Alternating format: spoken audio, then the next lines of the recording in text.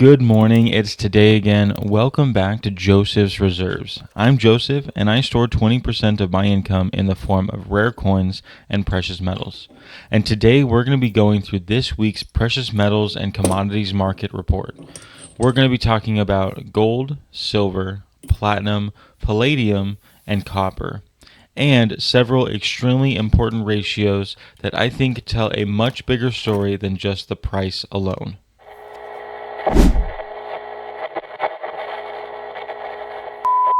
Congratulations to Cinda Abbey for being the first to comment on yesterday's video. Thank you so much for the support. One of the biggest mistakes people make when they look at the precious metals market is focusing only on the dollar price.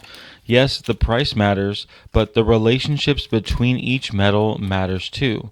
The ratios tell us where capital is flowing, and they tell us which metals are leading.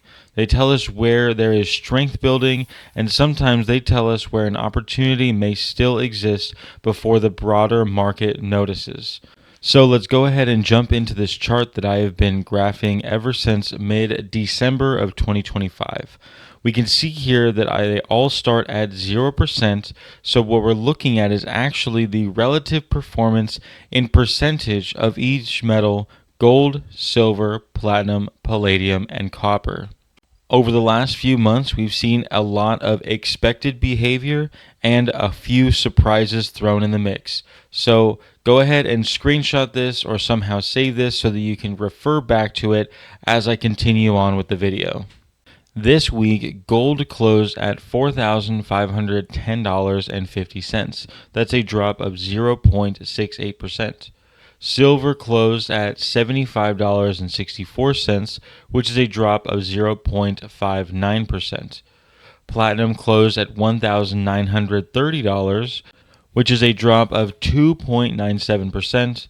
Palladium closed at $1,374, which is a drop of 4.18%, and copper closed at $6.1271, which is a drop of 1.66%. So overall, we have a drop across this entire metals complex, with the least drop in both silver and gold. That is a little bit surprising. You would expect a lot of volatility in silver. However, if we go to last week, we see a drop of 5.4%, and just 1 week before that, a gain of 6.6%. So I think right now the market is finally just smoothing out. If we zoom in on gold, we see the close of $4,510 per ounce, and compare that to the beginning of the chart in December, gold is still up just under 4% overall. And honestly, considering the volatility we've seen throughout the past several months, that's actually a fairly strong performance. Because one thing we can see clearly in these charts is that gold has been acting as a stabilizing force within these metals complex. Silver has been dramatically more volatile, platinum has had explosive swings, and palladium has been extremely weak overall. But gold has remained relatively controlled.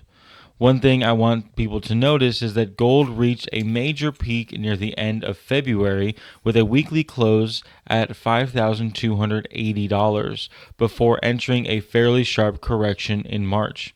And honestly, corrections like this are completely normal within the larger bull markets.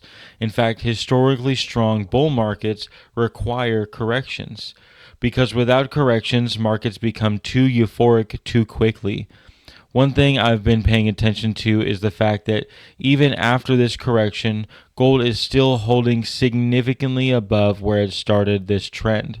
And that matters, because strong markets tend to hold higher lows over time. When I zoom out and look at the long-term structure, this still looks more like a healthy consolidation than an end move. If we move on to silver, we can see that silver closed this week at $75.64 per ounce. Silver continues doing exactly what silver historically does. It dramatically outperforms during bullish phases and dramatically corrects during pullbacks. At one point earlier this year, silver was up 54% from the December starting point on this chart that I've made. That's an absolutely massive move. I think that move caught a lot of people off guard because silver spent so long suppressed and moving sideways that many people forgot how violently silver can move once it catches some momentum. Now, yes, silver has corrected significantly from its heights, but even after the correction, silver is still up over 12% from the beginning of this chart. That's still an extremely strong performance. When I compare silver to gold right now, silver still appears to be the more aggressive momentum trade overall. The volatility is higher, the emotion is higher, and the swings are larger. And historically, that's exactly what silver tends to do during precious metals bull markets. This brings us directly into the gold to silver ratio. This is probably one of the most important ratios in all of precious metals. The gold to silver ratio helps show whether the capital is favoring safety or speculation within this metals complex. When the ratio rises, gold is outperforming silver, and when the ratio falls, silver is outperforming gold. And during major bullish precious metals phases, silver usually begins outperforming gold aggressively. And earlier this year, silver's explosive rally caused the ratio to compress significantly.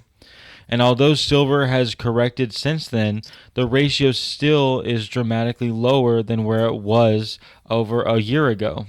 And while I do believe that the gold to silver ratio will continue to compress as the bull market continues, I also urge away from the idea of locking in a mentality across a specific range of gold to silver ratio that defines your purchasing patterns.